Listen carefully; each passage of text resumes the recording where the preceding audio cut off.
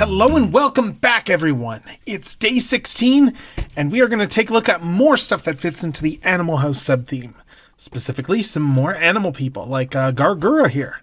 Specifically, the figma of Gawr Gura. It just came out relatively recently, and it has been in my unboxing queue, waiting for, well, a moment like this when I actually open it up. I've got a few of the figmas already. I think it's just Callie that they did in figma form from the Myth Girls. I've got all the Nendos that they've done for Myth so far, that said. But yeah, you can see here, there's a bunch of stuff that she comes with. So, you know what, let's dive into this box, and appropriate terminology, yeah. Let's dive in, and let's take a look at what we got here. We're gonna have to do some comparison shots, too, with some of the other figures. So yeah, let's get this open, and let's take a look and see what, aside from Gwyneth Paltrow's head, is in the box. As we look at this really, really cool VTuber merch. So, we got all these papers here, protecting all of these soft goods from rubbing, which is always nice. Always very nice when they do that sort of thing. Yeah, we're about to get some major changes in Figma and Nendoroid packaging, but it sounds like Good Smile has reversed course on those. I'm of two minds on that, but hey, that's a subject for another day. Anyway, though, just right off the bat here, we can see that everyone's favorite, Shark Girl VTuber is, looking really good right out of the box here. Very detailed. There's a couple of heads in here as well, as you can see here. This one here is a head with the hood full-on attached. You can see, like, her hair is just running down the back, just out of the hood. But yeah, like, just taking a closer look at the actual face sculpt here. I mean, yeah, she looks really good here. Very, very good likeness. Very good likeness here. Yeah. I am struggling to think of notes. But it's got all the little details here. Interesting how they do some of the construction here for the actual hoodie. Just looking at it. Like you can see here that the front of the hoodie here is attached. It's just glued on over there, it looks like. Oh, and we have more pieces there. Let's grab some more of that paper out. Get more of that paper out from the legs. But, she's got her little shorts there, so nothing inappropriate.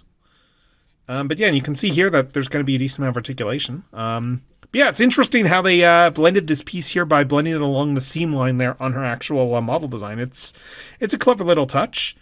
And the way this entire piece looks to be done as well, too, is it looks like the entire hoodie piece here is a bit of a...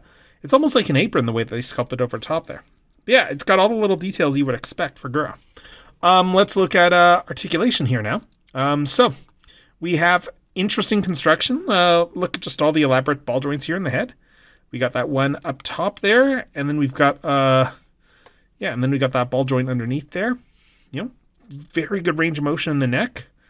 Very, very good range of motion there. Let's see, shoulders. Shoulders go out there. We have a little bit of a butterfly joint, which is great. Very good range of motion in the shoulders. Just because of the design of the hoodie here, it's just going to be, I guess still, that's probably what, like, not quite 135 degrees, maybe around there, around that or so, but yeah, it's, more than 90 degrees, so it's very, very good range of motion here for the elbows. That said, yeah, they are limited a little bit because, yeah, there's no swivel there or anything like that. The only swivel is up here. There is wrist articulation, though. Wrists can go around like that. And there is a ball joint up here. Yeah, the actual wrist construction makes me a little worried because you can see here that the way that they did these, the way they did these arms here is a little bit weird because we've just got this really long shaft that's coming out the arm there. So I'm a little bit concerned. Like I saw one review where someone mentioned that they managed to break one of the arms when they were swapping hands. So, yeah, that is a little bit concerning there. I can completely see how that would be possible, too, looking at the actual construction there. Like, it's a little bit restrictive. So arm articulation, not the greatest on her. Let's see what else we got here. We have a little bit of an ab crunch. Not very far forward, it looks like. Oh, no, we still got a decent amount forward. And, yeah, it's just limited by the actual, by the soft plastic here of the hood. Although that also means that we don't have a broken sculpt over there, which is nice. And then, and it goes back about there, so that's not too bad. What else? Do we have waist articulation? Yes, we do have waist articulation. Of course we do. A little bit of a waist. Not yeah, you can see there the joint right there. It's, so it's still full articulation. It's just a little bit restrictive. And the tail here is, you can see it's plugged in just at the bottom of the back, around where you would expect a tail area to be, just above the butt. And the tail does articulate.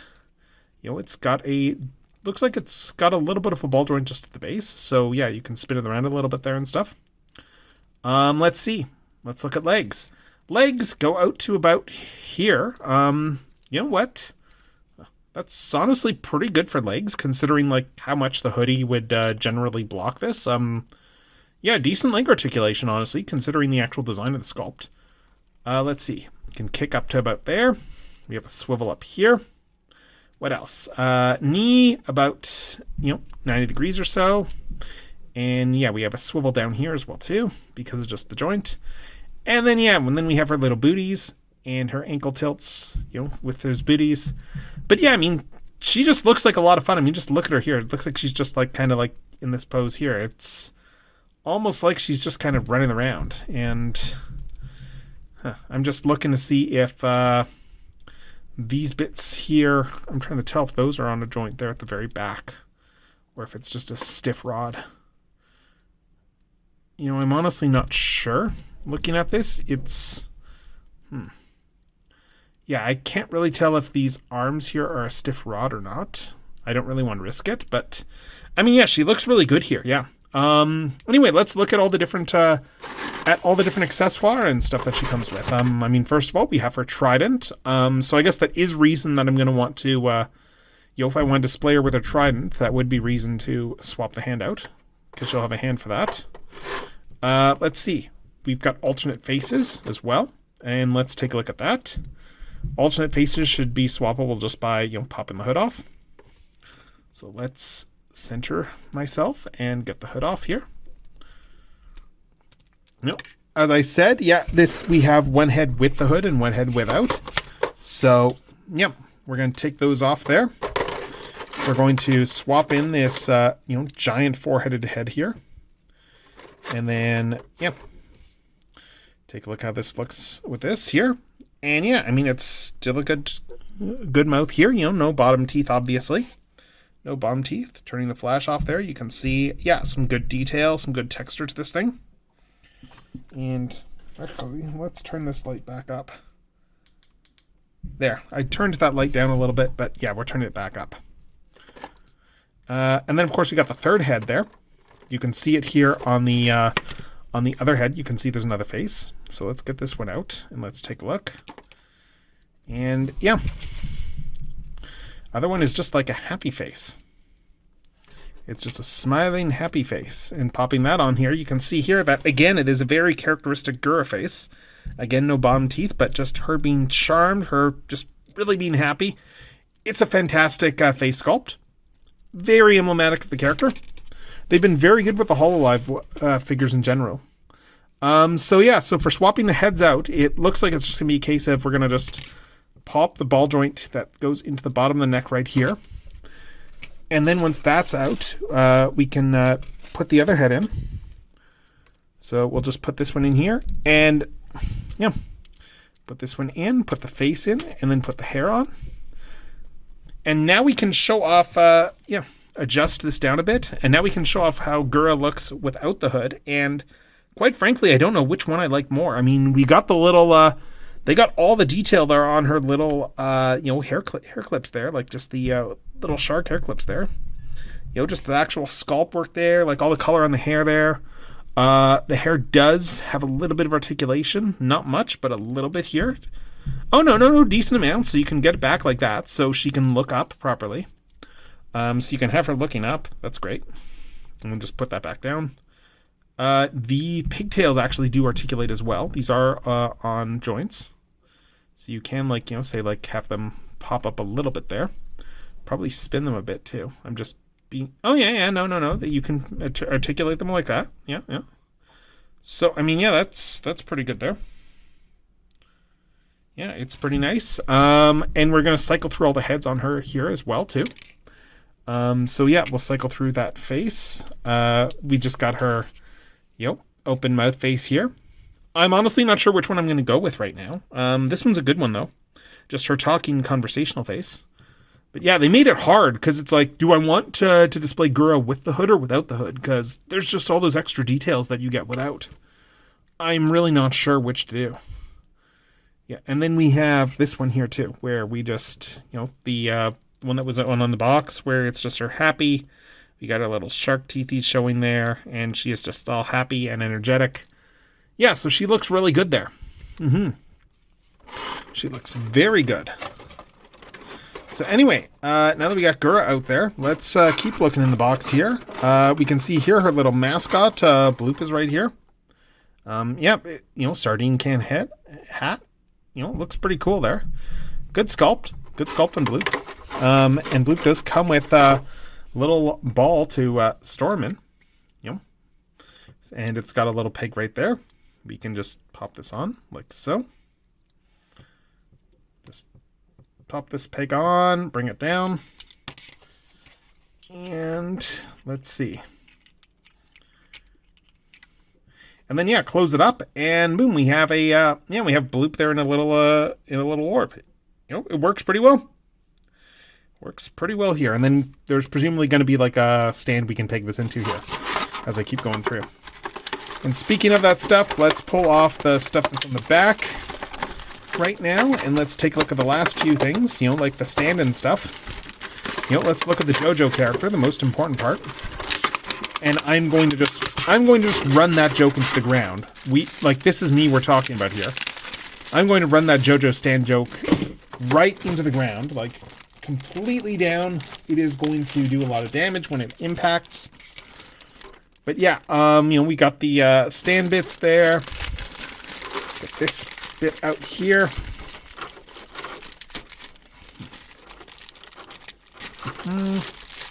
I could use my scissors for this, but I got the arm out. Get this base bit out here too. Let's clip this, get it out. It is a bigger base that Gura has, and that's probably just because, just to be able to support Bloop. But, you can see here we have a lot of different options here for stand ports. So you could put it there in the middle. You could put it on the other ones. This also means that, in theory, you could probably peg a few different Figma stands in here if you wanted to have more than one character. We can put this in here, plug Gura in like that. And now she is just on her stand, all happy. That's centered. If we want to put this in the middle more so, we can do that. And, the advantage there is just the fact that, now the arm is not going to stick out the back so much. So we have Gura there, just all happy on her stand.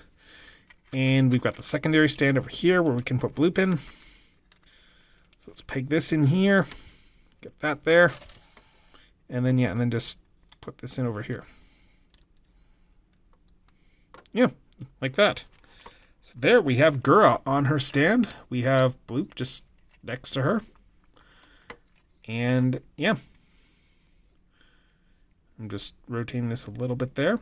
But this is pretty respectable here. Gura looks really good here. Yeah, this is really, really nice.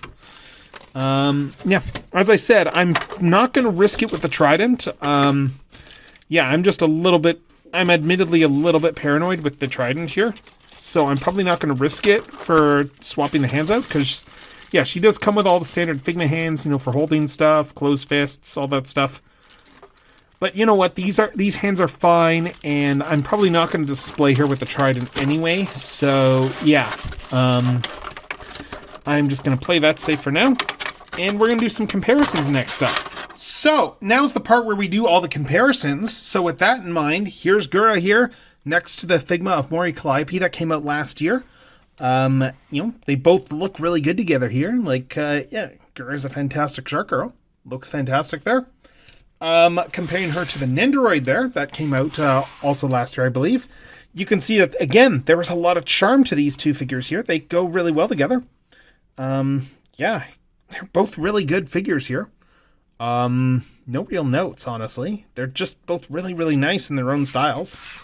Although Gura obviously is just that much closer to the actual VTuber model. And of course, as a fun little bonus, we've got Gura there next to my custom Transformers, Sharkticon of a Gura there that I made a couple of years ago now, maybe like 2-3 years. It's been a while. And then, of course, my mini Sharkticon Gawr Gura that is right over here. So, yeah, that is what she looks like next to a whole bunch of other toys. She looks pretty good to all this stuff, next to all this stuff, doesn't she? Anyway, that's her. The girl of myth, the legend, Gawr Gura herself. And yeah, the figma is really, really nice. There are those limitations I mentioned with the hands that worry me a little bit. But yeah, she is a very good looking figure. And if you're a fan of hololive stuff, definitely a product I'd recommend. So with that said, this is going to be Techno signing off until the next Advent calendar day.